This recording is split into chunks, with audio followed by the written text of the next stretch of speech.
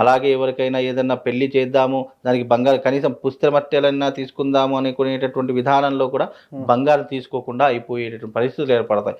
రేపటి రోజు బంగారం ఆకాశానికి అంటితే అదేంటండి మనకు పసుపు కొమ్ము కట్టేసి పెళ్లిళ్ళు చేసేటటువంటి పరిస్థితులు ఏర్పడతాయి.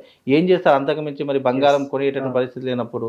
కాబట్టి దీన్ని ప్రభుత్వం ఆలోచించాలి. ఎందుకంటే దీని ధరలు, నిర్ణయాలన్నీ కూడా కేంద్ర ప్రభుత్వం తీసుకునేటువంటి అంచనా ఉంటుంది కాబట్టి, ఆ అంచనా మేరకు సామాన్య మానవుడికి అందుబాటులో ఉండేటటువంటివి విధంగా పెడితే అందరికీ బాగుంటుంది. ఇది ఎప్పటికైనా బంగారపు ధరలు ఇంకా పెరిగే అవకాశం తప్ప తగ్గే అవకాశం అయితే కనిపించట్లేదండి. సార్ ఒకవేళ ఒక చిన్న విషయం ఏంటంటే ఇప్పుడు 1,50,000, 1,70,000 పెరిగిన తర్వాత కూడా ఏదైనా నిర్ణయం తీసుకొని సడన్గా తగ్గించే ఛాన్స్ ఏమైనా ఉంటుంది? ఒక 20,000-30,000 తగ్గించే ఛాన్స్ 100% స్ట్రాటజీ ఉపయోగిస్తారు. ఏంటంటే వీళ్ళు ఒకేసారి పెంచేస్తూ ఉంటారు. బంగారం మార్కెట్‌లో అరే ఈ సంవత్సరం మనం అనుకున్న టార్గెట్ రీచ్ అయింది. ఇక బంగారం తగ్గించేద్దాము. అట్లా కూడా ఉంటుంది. 100%